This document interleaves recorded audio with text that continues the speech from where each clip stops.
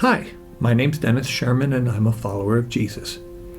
If you see me around church, you think, I kind of know him, but something's off. Yeah, I'm this guy. Sorry if I've scared your kids with my glasses. I have double vision. This helps. I'm here to share my story, and I want to tell you, I grew up in a big Roman Catholic family in 1970s in Pittsburgh. Go Steelers.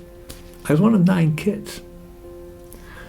I was what you'd call a good Catholic boy. I got good grades in school. I was a pretty decent athlete. I didn't get in trouble. I didn't smoke. I didn't drink. I didn't chase wild women. I was kind of an overall decent kid. I stayed out of trouble. And when I went off to college, I had very normal goals. Now, those of you who know me say, yeah, that's the only normal thing about him. But my goals were when I went to college. I wanted to get a good education so I could get a good job, so I could get a good house, find a good wife, and have a good family. That's what I wanted. Pretty normal. My first week on campus, somebody stepped in front of a bus and was killed. And in the aftermath of that, somebody asked me, Dennis, if that had been you stepping in front of that bus, where would you be today? I said, I hope I'm good enough to go to heaven. He said, but you don't know. Oh, nobody knows where you're going to spend eternity. He said, actually, Dennis, the Bible says you can know ahead of time where you're going to spend eternity. And I was like, no, it doesn't. He said, Dennis, I've read the Bible, and it does.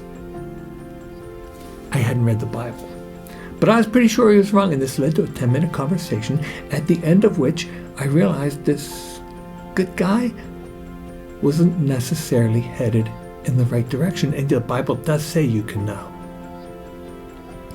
That night, I said a big prayer. I said, God, I need help here. I need a redirect in life. I asked Jesus to come into my heart to forgive my sin and to be in charge. I said, God, I want to be the man you want me to be. A couple things. Immediately, I stopped swearing, and I started reading my Bible, and you could have knocked me over with a feather when I realized the Bible's mostly interesting. It applies to my life today, and I could follow it. I understood it, and I wanted to base my life on that and on where I felt God was leading me. Now, the group that this man who talked with me was a part of was called Campus Crusade for Christ, and I learned within days of becoming a Christian how to tell others this same story about how you can give your heart to Jesus and you can know where you're going to spend eternity. And I did a lot of that over the years. I've been a Christian for 40 years now, and I have talked with many people about how they can answer their own eternal destiny questions with the Bible. And I've enjoyed doing that, but the Great Commission doesn't just say go tell people about Jesus. It says make disciples of all nations. And I've got to tell you, in the 40 years, I've been to seminary, I've spent time as a pastor, but I really was kind of clueless on how to be a disciple maker. Didn't know how to do it, never really pushed myself to try it because I didn't know where to go with that. And 3 years ago, when our church made a commitment to the Timothy Initiative, I told my wife, we have to do this.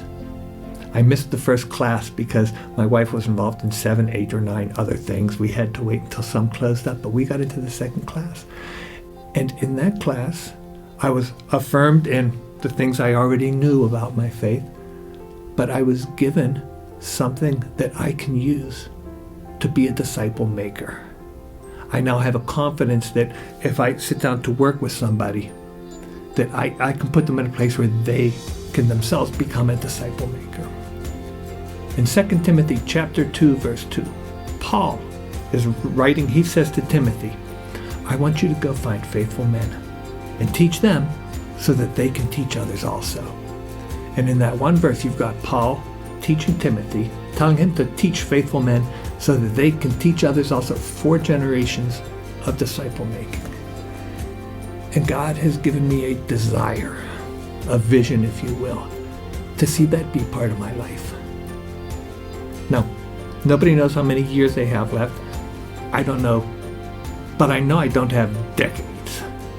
and what I want my life to count for in my remaining years. And yeah, I've set some weight loss goals, I've set fiscal goals, I have family goals, but my big spiritual goal is to see 4 generations of disciple making that I can be a part of, so that when I leave this earth, I figure something will remain.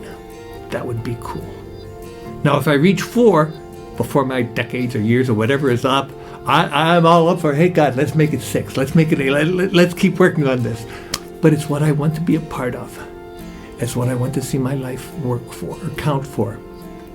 And if you're sitting there saying, hey, I'm not so sure about how to follow Jesus or how to be a disciple, but you're interested, grab me sometime. I'd love to sit and talk to you about following Jesus or being a disciple. I think I can help. Thanks for listening.